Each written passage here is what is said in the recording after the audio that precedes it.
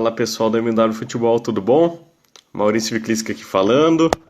Hoje a gente tem uma live especial com um convidado mais do que especial, que é o Theo Benjamin, amigo, analista de futebol.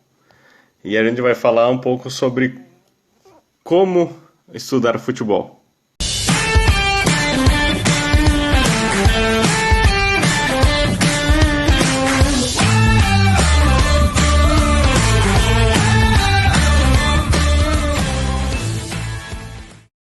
Fala, beleza? Fala aí, Maurício. Fala aí, pessoal, tudo bom? Tudo certo. Já estou falando um pouquinho aqui, o Theo, para o pessoal, tá? Sobre o tema da nossa análise, que é como estudar futebol. Que não é Sim. tão, que não é tão fácil essa resposta, né? Uhum.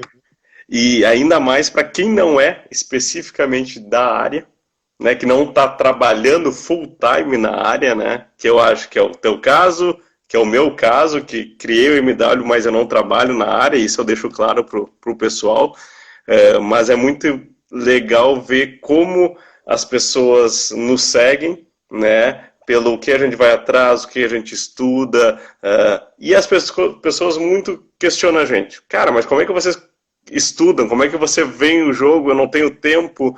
Como é que faz? Como é que não faz? E nada melhor do que comentar o teu case, vamos dizer assim, um grande case de sucesso, Oh, que principalmente deu um boom ano passado com o Flamengo, né? E quem acompanha o Theo, principalmente no Twitter, sabe do fenômeno que foi Theo Benjamin no Twitter ano passado, né? Analisando o Flamengo e analisando tudo que é jogo de futebol, né? Mas principalmente o Flamengo. Então eram aulas em threads e análises de jogos, né? Sobre esse grande time do Flamengo do ano passado.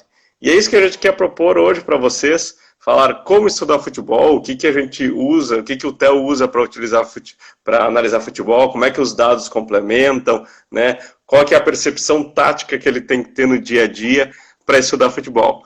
Mas antes de mais nada, Theo, muito bem-vindo, obrigado pelo esse convite. Eu sei que a tua agenda é bem complicada, é bem cheia, né? Mas brigadão por estar nessa live e ensinar essa galera toda que nos segue aí. que isso, cara. Eu que agradeço o convite. Enfim, estou aqui para aprender, na verdade, para trocar ideia, para gente.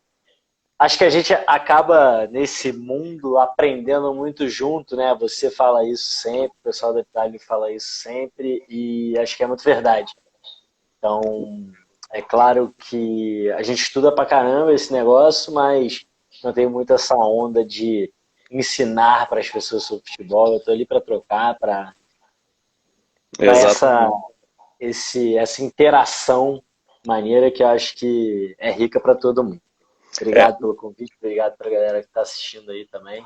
Vamos nessa. uma coisa, Theo, o pessoal que se quiser fazer pergunta, tem nos stories pergunta, mas façam aqui, tá? A gente não vai conseguir responder todas, mas o que der a gente vai respondendo.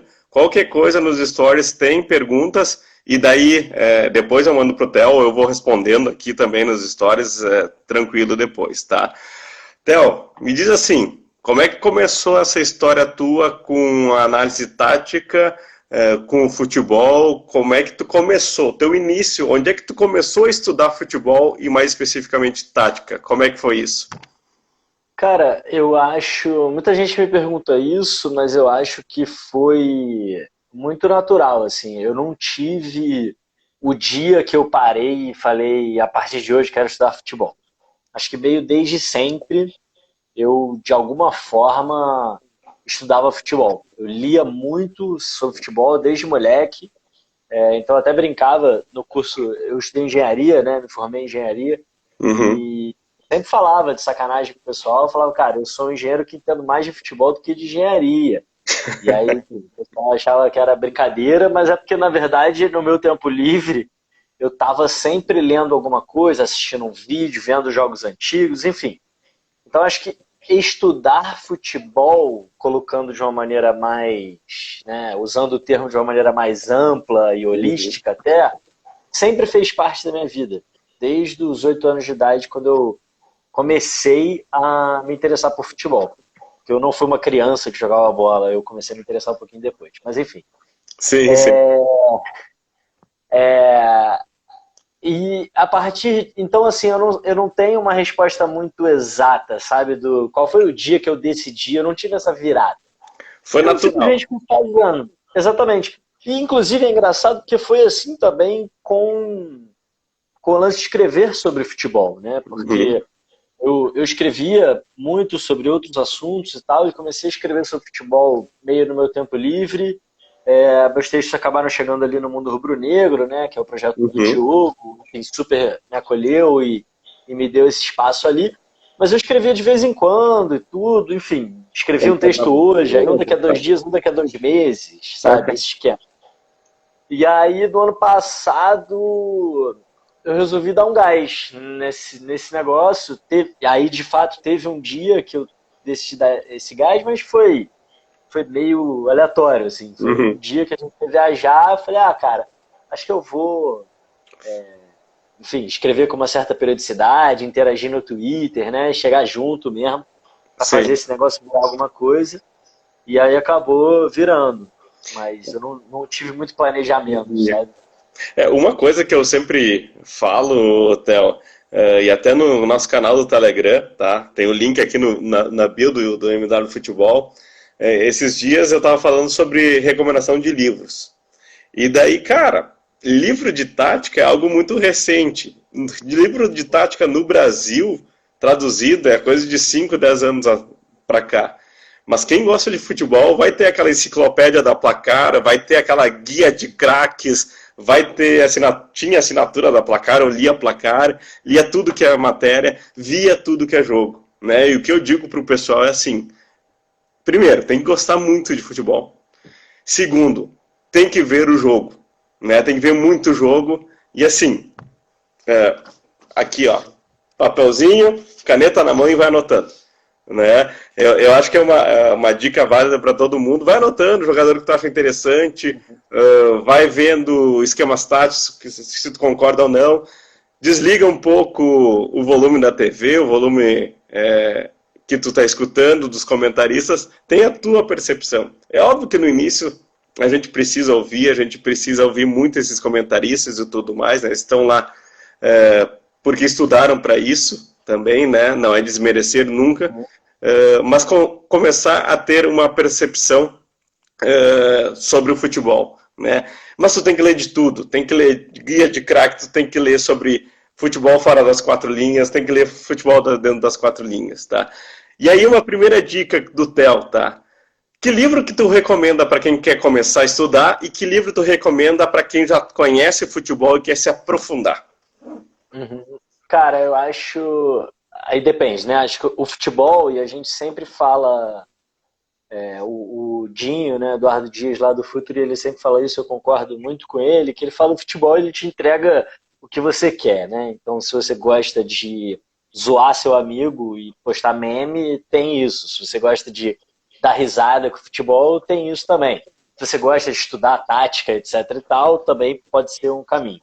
Então, falando especificamente do jogo, né, da tática, que eu acho que é o nosso maior Uhum. interesse em comum, eu acho que o bom lugar para começar é o livro do Jonathan Wilson, né, que é a Pirâmide Invertida. Na verdade, é Invertendo a Pirâmide o título, mas não sei por que a galera da grande área Botou pirâmide divertida? botou a Pirâmide Invertida em português.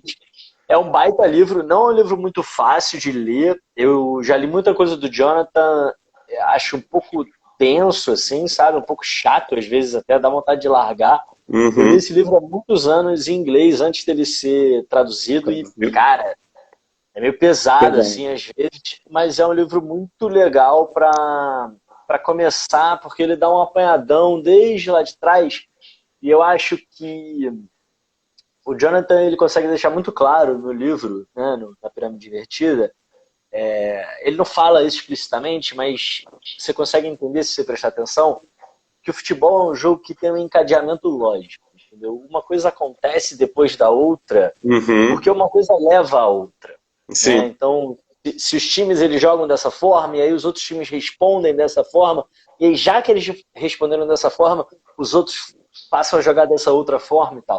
Tudo Eu uma acho que a partir do consequência, né? Uma coisa exato, a partir é do aquele jogo de momento xadrez, né? A partir do momento que você entende que o jogo ele não é aleatório, ou seja, cada ação do jogo é condicionada pela ação anterior, né? Ele é um jogo que tem um encadeamento lógico. Quando você começa a ver o jogo dessa forma, aí é que eu acho que muda tudo. Aí é que eu acho que você começa a entender mesmo, compreender o jogo e tirar suas próprias conclusões. Então, O livro do Jonathan é um livro muito bom para começar nesse aspecto, a meu ver. O livro, então, para começar, a Pirâmide Invertida, que é da editora Grande Área, tem traduzido para o português. Talvez a leitura não seja fácil, por ser aquela coisa mais britânica dele, né? Ser um jornalista britânico é diferente, a gente vê o britânico do americano, que vai ser diferente de um alemão, que é um pouquinho mais complicado até, um espanhol, né? Mas tu falou um negócio bem interessante. Antes de tu falar de livros para aprofundar, tá? Tu falou de ação versus reação no futebol, né? Como é que eu percebo que estou começando a estudar de tática ou analisar futebol? O que eu percebo como uma ação versus reação? E aí a gente já começa a estudar, falar um pouquinho do teu case Flamengo. Me dá exemplo de um jogo, de um jogador, de um momento que tinha uma ação do Flamengo, ou ação do adversário, e teve uma reação do Flamengo, uma reação do adversário. Uhum. Cara, eu acho que assim, tem duas coisas que eu sempre falo, né, para as pessoas, que é primeiro, para de olhar a bola. E segundo, assim, né, quem olha a bola sabe onde ela está, mas não sabe onde ela estará, tá? Ou não sabe onde ela deveria estar. Então, para de olhar a bola, olha o jogo como um todo, né? A bola é um dos elementos do jogo. Mas aí, a partir disso, eu acho que vale a pena sempre perguntar para o jogo o porquê. Né? Então o cara chegou na cara do gol. E aí você fala, por que ele chegou na cara do gol? Porque tinha 2 contra 1, e aí o zagueiro teve que sair num cara, ou ele tocou pro outro, ou ele saiu na cara do gol. Tá, mas por que saíram 2 contra 1? Pô, porque o cara que fez o lançamento lá atrás estava muito sozinho. Mas por que ele estava sozinho? Ah, porque... E às vezes você vai achar uma coisa que aconteceu 20 segundos, 30 segundos antes. Né? Por exemplo... Agora tu não vai usar tuas metodologias dos 7 porquês no futebol, dos engenheiros aí também. Não, mas eu acho que tem que perguntar infinitamente até você entender qual foi realmente o encadeamento lógico daquele lance. Né? Então tem vários exemplos, eu vou dar só 3 exemplos de lances reais que aconteceram no Flamengo no ano passado. Um foi o gol do Michael, do Goiás, o gol de empate no finalzinho do jogo. Estava 2-1 Flamengo, o Michael empatou 2-2, o jogo no Serra Dourada. O outro foi o gol do PP contra o Flamengo, né? No primeiro jogo da semifinal da Libertadores, 1-1, estava 1-0 Flamengo, o PP empatou. E o outro foi o gol, se eu não me engano, foi o terceiro gol do Vasco, naquele 4-4, né? Um jogo maluco ali no Maracanã. Se você reparar, esses 3 gols eles têm a mesma origem, que é o lateral do Flamengo sobe, sofre uma falta que não é marcada, e aí ele fica no chão machucado, e aí porque ele está no chão e não consegue voltar, o Arão tem que tomar a posição do lateral. Como o Arão saiu, a posição de cabeça de área ficou vazia, alguém recebeu sozinho ali, a defesa ficou bagunçada e acabou saindo gol.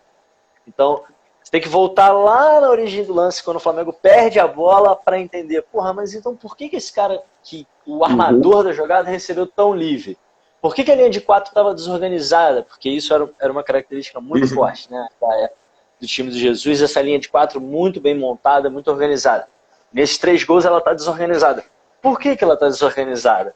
Pô, porque o Arão não podia estar ali, porque ele teve que cobrir o lateral. Tá, mas por que ele teve que cobrir o lateral? Enfim, eu acho que para começar, o que eu diria... Não é para começar, não. Eu acho que esse é o entendimento que está por baixo, assim, sabe? É o lance... o que a gente fala de um conceito de raiz, né? Ele está lá embaixo, assim, profundo, e se você entende isso, aí sim você começa a construir o conhecimento em cima disso. Perfeito, legal. Legal os exemplos, legal ver essa questão, porque daí tu linka com o que tu falou, né? As consequências. Um joga assim porque isso tem as consequências e os porquês, né? Que tu explicou. Tu falou de um livro base, que é bem conhecido para quem gosta de futebol, né? Mas um livro que, vamos dizer assim, é praticamente uma Bíblia, sem qualquer tipo de sacrilégio, tá, pessoal, por favor? Mas uma Bíblia para ti do futebol. que tu acha que, e assim, do nível hard mesmo, nível profundo, seja literatura nacional, internacional, um livro em inglês, em alemão, etc. Qual que é aquela que tu recomenda pra galera? Eu não gosto muito. Primeiro, não sei se tem a Bíblia, né? Esse O Grande Livro e tal. Eu não gosto muito da literatura acadêmica, tá? Para ser muito sincero, assim. Eu Uhum. reconheço o valor e eu leio e estudo, mas em geral não são os livros que eu acho mais interessantes mesmo. Então, assim, você tem alguns conhecimentos específicos. Eu quero saber sobre periodização tática. Você tem ali os livros e manuais de periodização tática. Eu quero entender mais sobre fisiologia. E aí você tem lá os Uhum. conteúdos. Quero saber mais sobre treinamento de goleiro. Né? Você tem essas coisas. Mas, de maneira geral, livros que eu acho interessantes, gostosos de ler, bacanas e que dão um entendimento de futebol muito profundo são os livros do Michael Cox, que é um outro em inglês. Infelizmente, os livros não foram traduzidos ainda para o português. Eu já até conversei com o pessoal da Grande Área sobre isso. Eles querem traduzir. Já conversaram com o Michael, mas, enfim, não aconteceu. Uhum. Uhum. São dois livros, chama The Mixer, é o primeiro, e o segundo chama Zonal Mark. Infelizmente, só existem em inglês, mas esses são baita livros. Assim, são livros... Não são livros difíceis, não. São livros Uhum. que até quem não tem muito conhecimento aprofundado consegue ler. O Michael escreve muito bem. É a minha grande referência, até em termos de estilo e tal. Cara que Sim. eu acompanho muito. Ah, E são dois livros muito legais. então, para quem não conhece, faz uma mini resenha dos dois, assim, o The Mixer é sobre o que e o Zonal Marking é sobre o que, assim? Eles são muito parecidos, na verdade. O The Mixer, ele lançou em 2017, porque fez 25 anos da Premier League. Então ele faz um apanhadão dos 25 anos da Premier League. São 25 capítulos, né, 25 textos, mas não é um por ano. Então no começo ele analisa aquela primeira grande fase do Manchester United, aí tem um capítulo sobre aquele Blackburn que foi lá e Uhum. o título. Aí tem um capítulo sobre a chegada dos meias espanhóis na Premier League. Enfim, ele vai pegando alguns conceitos e vai Evoluindo evoluindo ao com longo do tempo. consequência a linha de tempo, assim. Exatamente. Ele vai evoluindo ao longo do tempo, mas não é marcadinho ano a ano. Sim. Entendeu? Então ele pega alguns conceitos. Por exemplo, o Mata, o Davi Silva, o Cazorla, eles chegam na Premier League mais ou menos na mesma época, né? Uhum. 1 ou 2 Sim. anos de diferença. Fábricas e tal, essa galera Uhum. toda. Uhum. E aí ele fala sobre a influência do jogo espanhol na Premier League a partir da chegada Legal. desses caras. Então é muito bem escrito, são baita livros. E o Zona Mark é parecido até, porque é a mesma ideia. Uhum. São os últimos 25 ou 30 anos de futebol, mas ele divide em 7 eras de 7 países, né? Então, do futebol europeu. Então, o The Mixer é sobre a Premier League, sobre o futebol inglês, e o Zonal Marking sobre o futebol europeu. Então, ele fala sobre o estilo holandês, aí depois italiano, francês, português, espanhol, alemão e esqueci algum. É isso, holandês, italiano, enfim. São as Perfeito. 7 principais escolas do futebol, ele vai falando um pouco sobre isso. É óbvio que ele dá uma forçadinha de barra às vezes, porque ele divide em eras de 4 anos, né? Em Sim, que ciclos de Copa do 4 Mundo. anos, um Uhum. encadeado no outro. Mas é muito bem feitinho, assim, tem que dar o crédito pro cara, porque realmente ele consegue conectar uma ideia na outra de uma maneira muito legal. Perfeito. Theo, tu falou das 7 escolas, né? Todas europeias. Por que o Brasil não se inclui numa escola de evolução tática, principalmente na visão do europeu, mas nossa também? O que tu acha disso? É uma questão do autor ou existe um preconceito ou nossa escola é a técnica? Não, eu acho que o Michael até é um cara que reconhece bastante as escolas latino-americanas, né, sul-americanas Uhum. especialmente, tal. Ele até é um cara que fala, razoavelmente não é um especialista nisso. Eu já conversei com ele sobre isso. Ele não se considera um especialista nisso, mas é um cara que respeita pra caramba e tal. Nesse caso, o livro era de fato sobre o futebol europeu. Eu acho que o Brasil se inclui sim como uma das principais escolas de futebol mundial.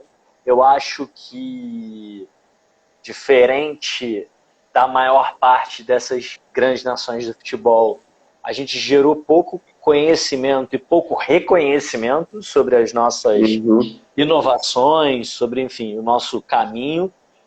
Mas eu acho que o Brasil tem inovações, até taticamente falando, tem contribuições muito relevantes para a história do futebol. Recentemente... Oi? A principal contribuição tática que o Brasil teve na história. Uma só. Não há porque tem várias e tal. Não, a que tu mais gosta. Bom, uma só. Cara, assim, o Brasil... Depois que o Brasil começou a jogar com a linha de 4, isso passou a ser... A linha de 4 atrás, né, os dois laterais e dois zagueiros, é dominante na história dos últimos 60, 80 anos do futebol mundial, né? E acho que foi uma inovação muito construída aqui no Brasil, né, a partir de 58.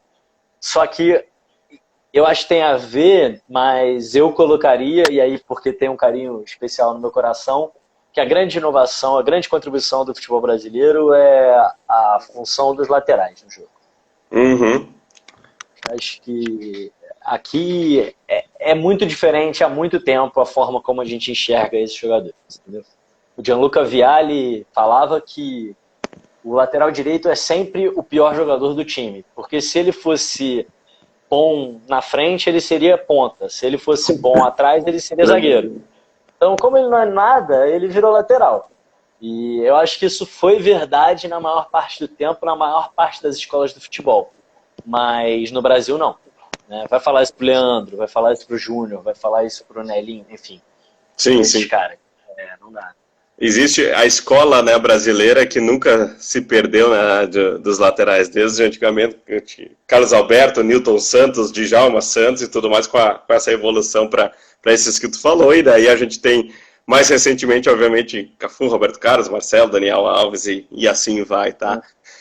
Eu até briguei com meu pai esses dias, porque eu assisti a Copa de 70, né, que passou, acho que no Sport TV, sei lá. Sim, isso, exato. Estava passando e... Eu até briguei com meu pai esses dias que eu falei, porra, pai, você sempre me falou que a seleção de 70 era muito boa, mas que tinha um tal de Everaldo ali na lateral esquerda.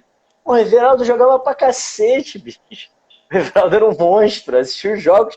Eu, sinceramente, achei o Everaldo melhor do que o Carlos Alberto naquela Copa. Assistindo os jogos agora. O Everaldo tinha uma função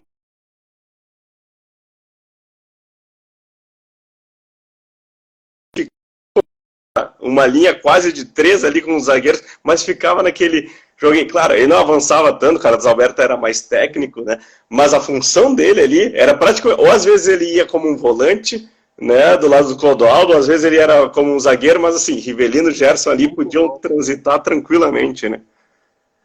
Muito bom jogador. Infelizmente, o Everaldo era jogador do Grêmio, ele morreu 2 anos depois no acidente de carro, foi o primeiro a falecer naquela seleção, né? E agora eu quero linkar uma outra pergunta, essa questão de torcida. Eu não tenho vergonha, eu falo, todo mundo sabe, eu sou gremista, né? O Theo é identificado com o Flamengo, é torcedor do Flamengo, né?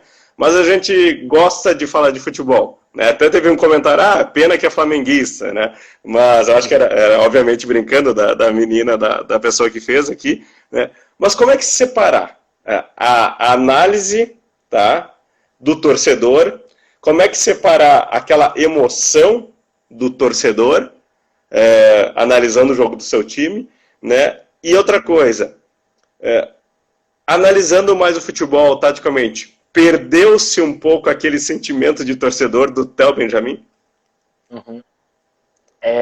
Tá, vamos lá, vamos por partes. Eu não acredito muito nessa separação cartesiana entre razão e emoção, como se fossem coisas absolutamente desconectadas e, mais que isso, como se fossem coisas concorrentes, tá? Para falar sobre qualquer assunto. Então, sinceramente, eu não acredito em nenhuma análise que não tem nenhum nível de emoção, porque acho que o jogo, o jogo de futebol, ele é muito mais do que só a colagem das ações que são feitas, né? Ele é complexo e profundo em todos os seus níveis, inclusive mental, psicológico.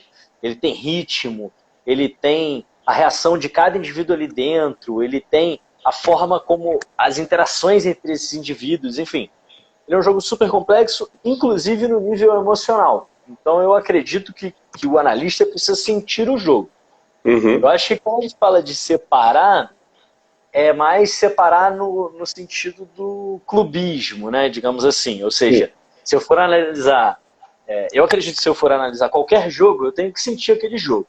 Agora, eu não posso analisar o jogo do meu time de uma forma diferente do que eu analisaria o jogo de outro time, né? Então, acho que essa é a separação que precisa ser feita. Eu acho que, cara, é um exercício, né? É possível. Eu acho que a coisa mais importante é você ter consciência dos momentos em que você está embriagado pela emoção. Por exemplo, a final da Libertadores, né, agora contra o River, eu não quis escrever nenhuma análise nem no dia, nem nos primeiros dias, entendeu? Porque acho que ali não era o momento, entendeu? Não era o meu momento, não era o que eu queria fazer, não era o melhor conteúdo que eu poderia soltar para as pessoas. No jogo contra o Emelec, que foi as oitavas de final, né, da Libertadores, no dia do jogo, voltando do Maracanã no metrô, eu escrevi um texto. Só que o nome do texto era "Tem jogo que é para analisar e jogo que é para sentir". E aí eu falava sobre isso. E aí 4 dias depois, 5 dias depois, é que eu escrevi a análise do jogo, de fato. Entendeu? Cara, né? Baixou a poeira. No jogo. Não tinha nem condição, nem sabia o que tinha acontecido, cara, sinceramente. Tive que reassistir o jogo. Mas ali foi um caso bem, bem atípico, tá?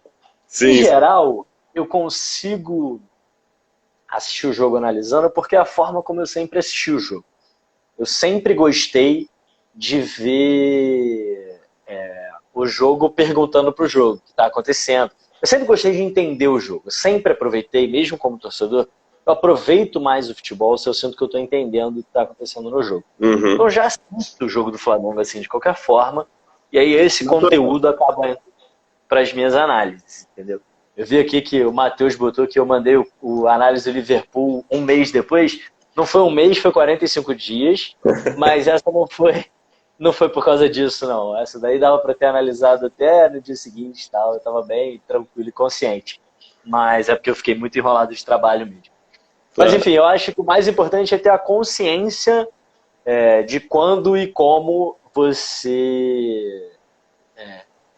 qual é o tipo de conteúdo que você pode realizar, né, soltar, enfim, enviar para as pessoas em cada momento. Eu acho que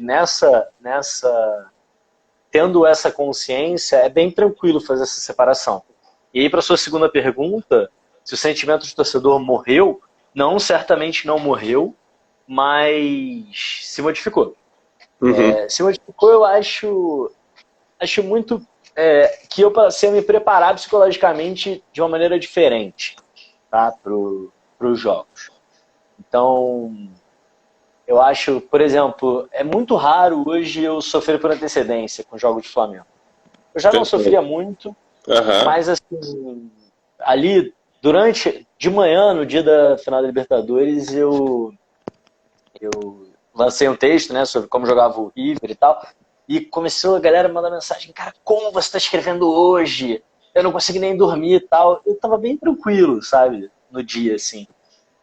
Eu acho que eu sempre fui assim de alguma forma, mas isso se aprofundou porque eu passei a me preparar mais, eu acho, psicologicamente para o jogo, sabe? Sabendo que depois eu vou escrever, sabendo que depois eu quero ter esse momento de analisar e tal. Acho que minha relação mudou um pouquinho, assim. Perfeito. O pessoal está perguntando, Theo, do grupo do Telegram. Eu já escrevi aqui do Telegram do MW, tá no link da bio. Agora o teu Telegram, assim, tem grupo, como é que o pessoal encontra esse grupo, aproveitando o momento? Tem um canal, que acho até que alguém, não vi quem foi ali, mas escreveu que... Porque no grupo do Telegram eu mando áudios durante o jogo, dentro do estádio. E aí é que o bicho pega nessa história do separar razão e emoção. E não só o comentário ao vivo, né, que é completamente diferente de escrever depois do jogo, completamente diferente, mas é o comentário ao vivo no meio da arquibancada, né? Enfim, é outra parada. E é óbvio que ali eu me permito também fazer uma brincadeira, dar uma cornetada, que eu não faria, talvez, no Twitter depois do jogo. Mas ali eu brinco um pouco mais com essa relação de análise torcida. Extravasa um pouquinho mais. Acho que eu transito um pouco mais entre esses dois papéis. O meu grupo, o meu canal no Telegram, o link é t.me, né, que é o link do Telegram, /TelFB7. E aí a pessoa entra lá, eu fico mandando áudios, mas agora eu não tenho mandado muita coisa porque não tá tendo jogo. Né? Vamos lá, t.me, que é o Telegram, TelFB7, algarismo 7. Publicado aqui, pessoal, para quem quiser entrar lá no canal do Telegram do Theo Benjamin. Theo, o Guilherme perguntou aqui na live, tá? Quais são os tipos de anotações, tanto mental quanto escrita, que tu faz durante o jogo? Eu, normalmente, quando eu quero analisar, né, quando eu estou nessa missão, eu procuro por padrões, tá? Então, em geral, o meu processo, por exemplo, quando eu estou assistindo o jogo de novo, em geral, o meu processo eu vou anotando os acontecimentos, e os acontecimentos que eu falo, assim, sei lá, a bola entrou no zagueiro e o lateral fez a ultrapassagem para receber na frente. Às vezes ele nem recebeu, mas eu percebi isso uma vez, anota. E anota o tempo. Aí aconteceu outra vez daqui a 3 minutos, eu falo, opa, isso aqui pode ser um padrão. Aconteceu de novo daqui a 5 minutos. Eu falo, não, isso aqui definitivamente é um padrão do time que eu quero olhar. Agora, às vezes acontece. Já aconteceu uma vez, aí a segunda vez dali a 35 minutos e aí nunca mais. Eu falo, não é um padrão. Era uma coisa só que aconteceu aleatoriamente no jogo. Então, normalmente eu vou anotando mais comportamentos, né? Quando eu estou escrevendo uma análise, eu vou assistindo o jogo e anotando esses comportamentos bem quebradinhos. Quando eu estou assistindo o jogo direto, né, ao vivo, e, por exemplo, eu sei que não vou escrever depois e tal, eu tento fazer isso, mas em blocos um pouco maiores. Porque, obviamente, eu não vou ficar ali no estádio lembrando, com 2 minutos e 35 segundos aconteceu outra coisa, com 7 minutos e 38 aconteceu de novo. Mas eu fico também procurando esses padrões e a cada 15 minutos ali faço uma certa anotação mental do tipo, puta, mudou o padrão aqui. Ou, o time estava posicionado. Isso é uma coisa que acontece muito no time do Flamengo, né? Relativamente raro aqui no Brasil, mas acontece muito. Joga 20 minutos numa formação, daqui a pouco muda e começa a ocupar o espaço de outra forma. Então, normalmente, por exemplo, a cada tiro de meta de qualquer um dos times, eu checo mais uma vez a organização, né? O espaço. Isso é uma coisa. Formação, né? Como o time está... está organizado no 4-3-3, aí mudou para 4-4-2 e tal, não sei o quê. Então, todo tiro de meta eu fico checando a ocupação de espaço. Mas, além disso, dá essa dica aí do tiro de meta para o pessoal que está começando ou que analisa aí. Dá essa dica de analisar a formação do tiro de meta aí.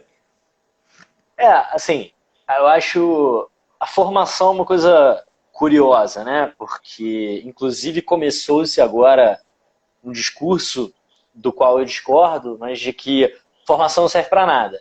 Porque os jogadores não são um jogador totó, eles se mexem, então não adianta nada dizer que é 4-3-3 ou que é 4-4-2, porque dá tudo no mesmo. Eu discordo, tá? Até porque a gente tem a estratégia, que é o macro, daí a gente desce para a tática. A gente precisa ter um mínimo de noção, né? Os jogadores. Agora, a formação, ela é um dos elementos. Ela está relacionada à ocupação de espaço. Ela não diz tudo, tá? Mas ela diz algumas coisas. E essas coisas são relevantes. Agora, eu entendo, pelo menos, quando faço a leitura da formação, eu leio a formação, eu entendo ela muito mais como a leitura da relação entre os jogadores do que do posicionamento exato deles. Então, por exemplo, se em algum momento específico, digamos que eu acho que o time joga no 4-3-3, ou se defende no 4-3-3. E aí, no momento específico, o ponta de um lado baixou para acompanhar um lateral e o ponta do outro lado não baixou, eles não estão na mesma linha. Então, se eu pausar esse frame, que é uma coisa que as pessoas fazem muito hoje, né? Pausa o frame e lê. Aí dá 4, um 4 meio torto aqui, e esse cara aqui, na verdade, ficou junto com o atacante, então ele virou 2. Só que não é isso, só porque naquele momento específico esse lateral baixou e esse não. Mas a relação principal desse cara é com esse cara. Ou seja, eles são os espelhos um do outro. Às vezes isso dá por proximidade, às vezes isso dá do outro lado do campo. Então por isso que a gente fala que os dois laterais, muitas vezes, eles estão muito relacionados, apesar de eles estarem absolutamente distantes, né? Eles são jogadores mais distantes um do outro, mas eles estão totalmente relacionados, porque um lateral vai subir, o outro vai fechar por dentro. Então, o comportamento de um condiciona o comportamento do outro. Se isso é verdade, então eles, por exemplo, estão na mesma linha, na minha formação, entendeu? Então, eu vou tentando montar a formação dessa maneira. Por que o tiro de meta é um momento importante? Porque ele é estranho falar isso, tá? Talvez tecnicamente, academicamente não seja correto falar isso, mas o tiro de meta é meio que o momento que zera, né, o jogo. Porque ele é a bola parada mais distante. O que não significa que a arrumação em campo que o time vai ter no tiro de meta é exatamente a formação que ele está jogando. Mas, a partir do momento que a bola sai do tiro de meta, você consegue entender tanto os padrões de ataque do time que está batendo o tiro de meta, quanto os padrões de defesa do time que está sem bola nesse momento, né? Então eu acho que esse é um bom momento que em poucos segundos você consegue tirar algumas informações ali relevantes sobre a ocupação de espaço. Por exemplo, uma coisa que acontece muito no Flamengo, tá jogando com o Arrascaeta do lado esquerdo, o Bruno do lado direito e o Everton centralizado, num 4-2-3-1. Aí, de repente, tem um tiro de meta e aí você olha, o Everton tá do lado direito e o Bruno tá mais pro lado esquerdo. Você fala, opa, trocou pro 4-4-2. Você já entende automaticamente, só por causa dessa troca, você já entende automaticamente que as relações mudaram pro 4-4-2. Agora, quanto mais você conhecer o time e conhecer as alternativas táticas que aquele time tem, mais automático isso fica, né? Como eu assisto todos os jogos do Flamengo, às vezes tem hora que, antes de mudar, eu tô no Maracanã, eu viro pro cara do meu lado e falo, vai mudar pro 4-4-2. Como é que você sabe? O Jesus levantou o dedo indicador da mão direita. O adversário vai chamar coisa, ele sabe que vai acontecer isso. Aí a gente vai pegando, né? Vai pegando até os sinais. Por exemplo, eu não sei se a galera repara, mas a gente sabe quando vai botar o Michael no jogo do Flamengo, porque o auxiliar técnico, o João de Deus, ele sai correndo e ele faz assim, ó. Pequenininho. Esse é o sinal de Michael. Assim é o sinal de Pedro. Sim, são as coisas que você só vê, cara, quando você assiste muito os caras. Claro. E outra coisa, Theo, linkando nesse negócio de assistir muito. Uma dica que eu dou pro pessoal, tá? Que eu falo pro pessoal, entendam bastante, quem está começando principalmente, entendam bastante do seu time. Por quê? Tu vai ver a notícia, tu vai aprender, tu vai saber mais dos jogadores, e ali tu vai ter uma percepção melhor, e vai conseguir entender o jogo do teu time de uma forma mais fácil, para depois começar a analisar os outros, né? Claro, tem que tirar aquela ponto que a gente falou anteriormente, ali a questão do torcedor, analista, tirar um pouquinho a paixão, para analisar realmente, esse é o ponto de dificuldade, mas se tu está acompanhando quase 24 horas, tu tem várias notícias, tu busca aquele teu time, né? Ou então assim, não vou buscar meu time, mas eu vou aprender tudo sobre, sei lá, o Real Madrid, apesar que eu torça pro Atlético Mineiro, mas daí tu tem que saber de tudo, ver notícia e ler e tudo mais, porque daí tu vai conseguir formar uma visão melhor, entender melhor o jogo, que é o que tu falou, que tu sabe quando é o Michael, quando é o Pedro, como é que vai mudar o 4-4-2, né? Mas eu acho que é isso que você falou. No começo você precisa de muita informação para entender os padrões daquele time. E aí, conforme você vai pegando a manha, cada vez você precisa de menos informação. Então aí fica mais fácil você ir analisar outros times, né? Então quando eu fui analisar o Al Hilal, por exemplo, nunca tinha visto um jogo do Al Hilal, entendeu? Mas aí você, enfim, já tem ali alguns gatilhos, já tem algumas informações e até um certo padrão, né, um certo método que você vai criando para fazer suas análises, que você só pega e aplica a um novo time e consegue sair tranquilamente. Agora, não vai ter a mesma riqueza de detalhes que vai ter do Flamengo, que é o time que acompanha todos os dias. Obviamente. O Matheus Pau X, Matheus mesmo, em homenagem ao Lothar Matthaus, capitão da Copa de 90 pela Alemanha, tá? Ele é membro do MW. Ele é paraense, tem um canal que eu indico aqui para vocês, que é o Toró Tático, fala muito de Remo, Paysandu. Tuna Luz ele deixa meio de fora, né, Matheus? Mas tem que falar também da Tuna. Para analisar, Theo, é melhor ver o jogo 2 vezes ou ver ao vivo, anotar as partes importantes e depois rever só esses pontos importantes? Como é que tu faz? Eu acho bem melhor ver 2 vezes, mas depende. Eu acho também tem uma coisa muito importante de entender que é o seguinte, o processo de análise, ele não termina, ele acaba. Ou seja, você nunca vai terminar de analisar um time ou um jogo. Você vai simplesmente parar e falar que tá bom. Se você assistir pela 52ª vez, você ainda vai perceber algum detalhe que você não percebeu na 51ª.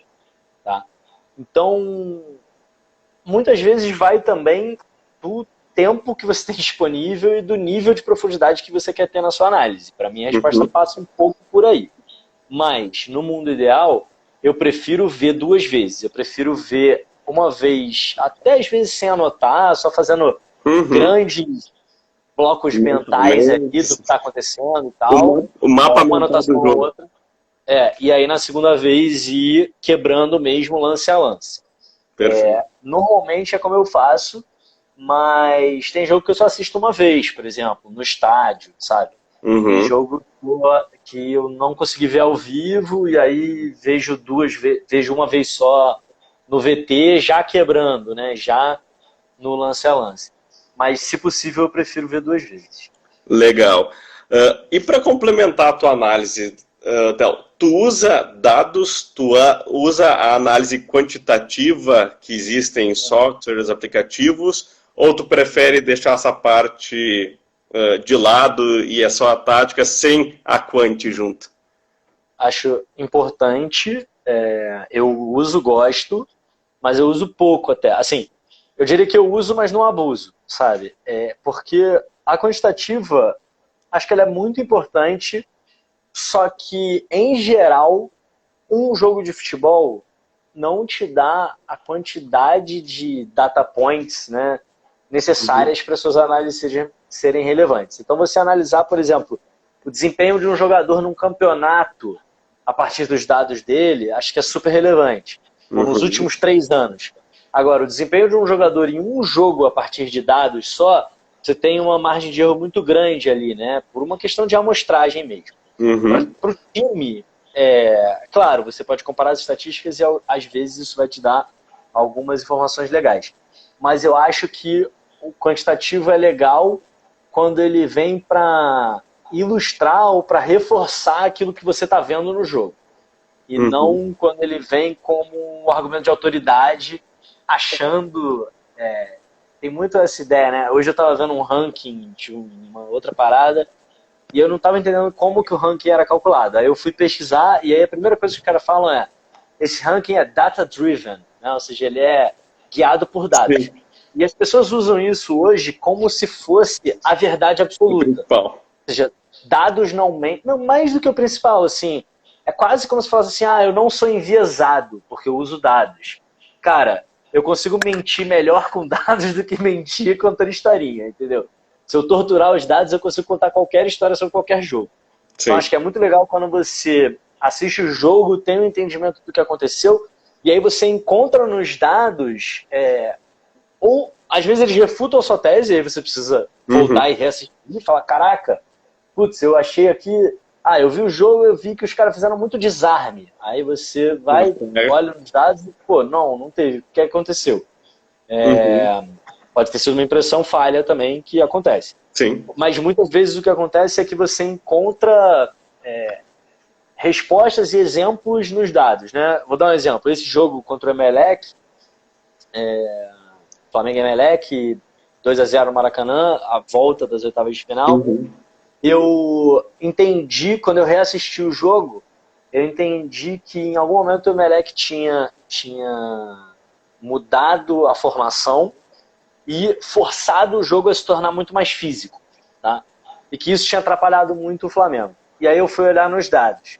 E eu vi que, eu não lembro agora os números, tá? Mas é como se fosse assim, o número de rebatidas triplicou dos 2 times, O número de passes errados dobrou, o número de duelos aumentou 50%, e o número de perdas de posse dos dois times triplicou. Falei, tá vendo? Pô, isso aqui tem a ver. São indícios de um jogo que ficou muito mais físico, muito mais disputado. Então isso aqui tem a ver com o que realmente eu tinha percebido. Aí eu acho que os dados eles entram bem. Aí eu acho que eles são um bom complemento para a linha de análise. Acho que a palavra é essa, né, Theo? Complemento. Sim. E até uma pergunta que eu ia fazer, o Gabriel fez aqui na live também. Quais são os softwares e aplicativos que tu usa que tu recomenda pro pessoal aí utilizar? Puta, cara, eu sou o rei da gambiarra. Assim, eu sou realmente o rei da gambiarra, tá? Sempre fui, eu sou engenheiro de formação, então aprendi a fazer gambiarra muito cedo na minha vida. E eu programo, eu já inclusive trabalhei programando, mas eu nunca fui programador. Entendi. Eu sou um gambiarrento ali que eu faço, mas sempre dá certo no final. Inclusive, agora, hoje, antes de entrar aqui, eu estava trabalhando numa análise de dados que não tem nada a ver com futebol, é para outro negócio, outro projeto. Meu irmão, se eu te mostrar o programa que eu escrevi para fazer aquela análise de dados, assim, tiram o meu diploma.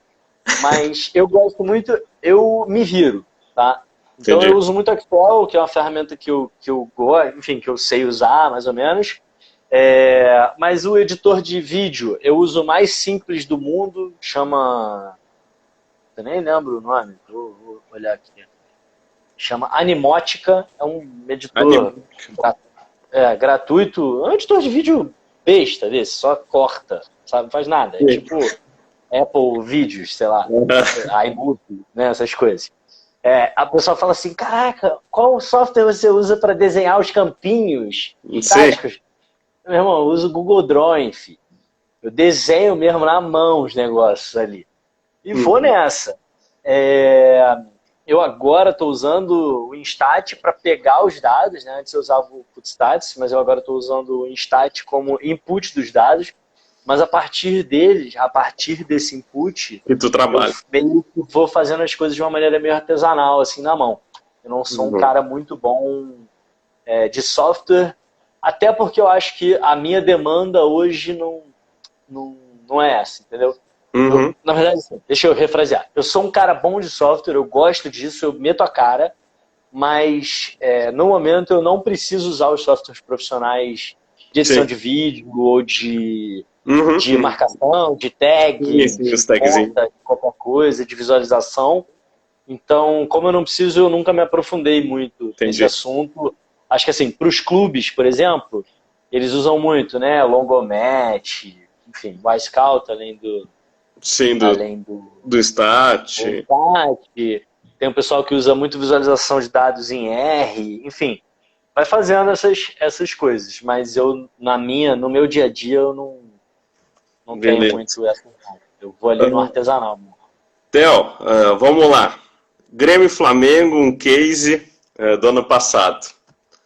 Eu tenho minha visão, e o pessoal agora pode me bombardear, tá? Aqui na live.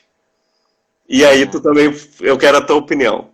Que no primeiro jogo, aqui na Arena, o Flamengo jogou muito melhor e poderia ter ganho por muito mais do que foi aquele 5-0 no Rio. Fato ou fake? Fato.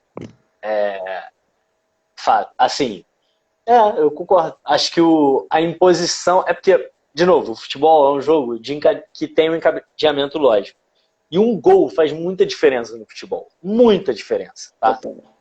Às vezes a gente esquece que o futebol é o jogo de uma bola. Não existe outro esporte assim, cara. No tênis, você tomou o primeiro ponto, foda-se, você saca de novo. Sabe? Não é isso. No basquete, você tomou a primeira cesta, tá bom. O que importa é quem faz a última, não importa quem fez a primeira. Agora, no futebol, um gol muda muito a história do jogo. E no caso, um gol... o Flamengo fez, no Rio, né, no 5-0, ele fez um gol aos 47 do primeiro tempo e um gol com 1 minuto do segundo tempo. E ali o time do Grêmio desabou. Então, quando a gente fala, o Parreira era até muito sacaneado, né, que ele falava que o gol é um detalhe, mas é um detalhe no sentido de que o gol é o incontrolável, né? Às vezes você joga muito, muito, muito bem e não faz, às vezes você nem joga tão bem assim e faz. Ali, o que aconteceu, a meu ver, foi o Flamengo teve superioridade. Muita gente falou que o Grêmio jogou melhor do que o Flamengo no primeiro tempo, eu discordo. Acho que o Flamengo foi bem superior, mereceu sair com 1-0, mereceu o 2-0 e depois o time do Grêmio derreteu. Agora, a superioridade que o Flamengo teve, especialmente no primeiro tempo na Arena, foi diferente, assim. Um negócio, eu acho que para os jogadores do Grêmio foi mais assustador o jogo da Arena do que o jogo do Maracanã. Já foram, daí agora a parte não tática, a cabeça já foi derrotada praticamente. Né? A gente tem que lembrar, inclusive, que se o futebol é um jogo de uma bola, o Flamengo, antes de fazer 1-0, fez 2 gols anulados, né? E aí isso também, psicologicamente, te mexe. 2 ou 3, né? Acho que o terceiro foi depois do gol do Bruno Henrique, né? Isso, exato, fez 2 e aí depois o... Fez o gol e depois foi o outro anulado. Exatamente. Perfeito. Então, pessoal, não estou tão louco também. O Theo Benjamin também, flamenguista, está falando isso daí também, tá? Não. Eu acho bem razoável. E é um baita caso para se comparar que o 5-0 não foi...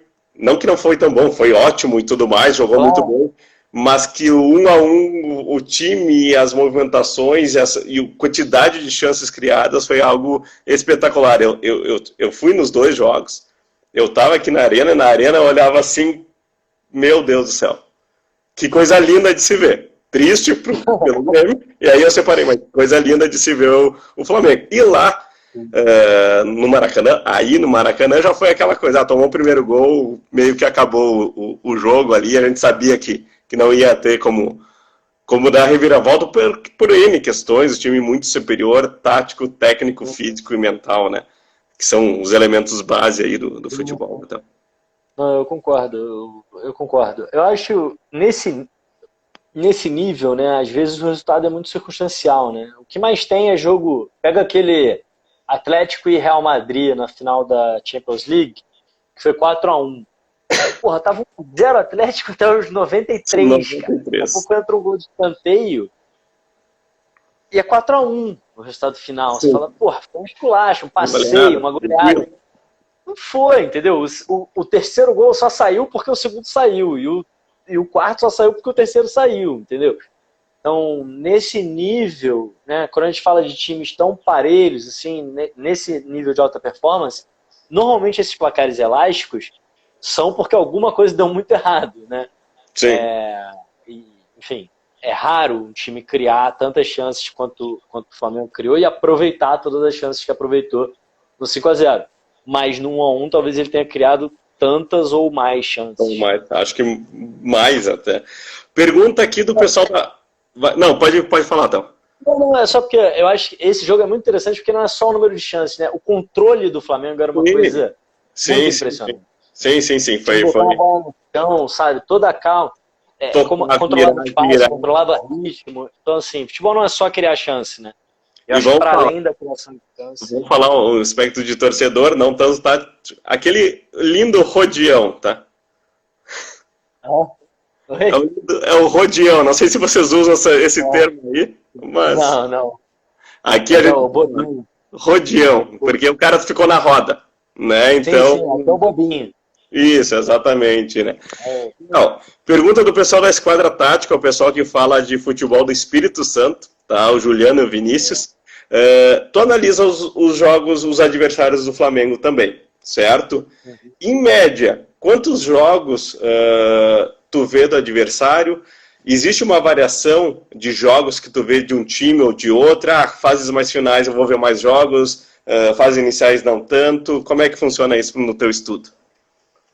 Cara, eu gosto que a galera acha que eu tenho método, né, para tudo. Eu trabalho muito, só que o meu trabalho é muito irregular. Então, o primeiro parâmetro que responde essa pergunta é quanto tempo eu tenho disponível naquela semana, tá? Sinceramente. Mas, em geral, eu diria que eu gosto de ver uns 6 jogos.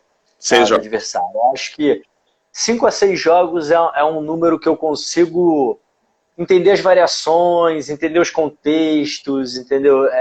Esse acabou sendo meio que o número mágico que eu cheguei. Então, foi o número de jogos que eu assisti do Grêmio, do Inter, do River, né, dos adversários da Libertadores.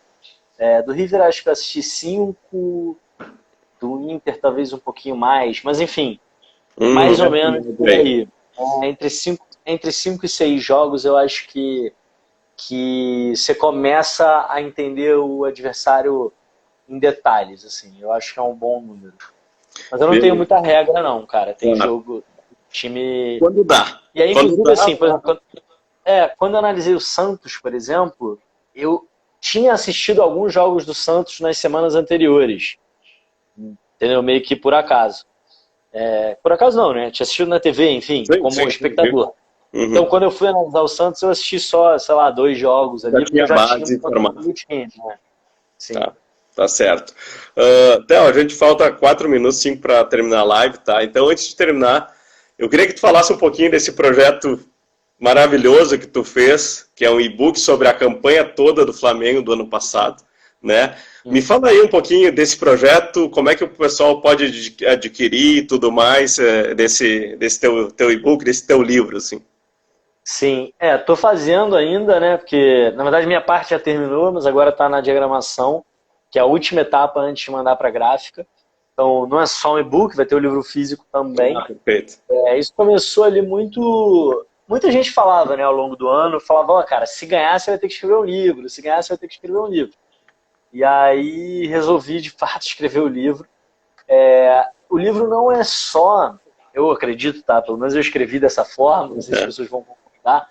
Ele é sobre o Flamengo, mas ele não é um panfleto rubro-negro, tá? Ele não é só um livro falando, olha só como esse time é foda, o Arrascaeta fez 30 gols e tal. Ele é um livro falando sobre o futebol e quase que usando esse time do Flamengo como um grande exemplo de caso, né? Uma grande pesquisa.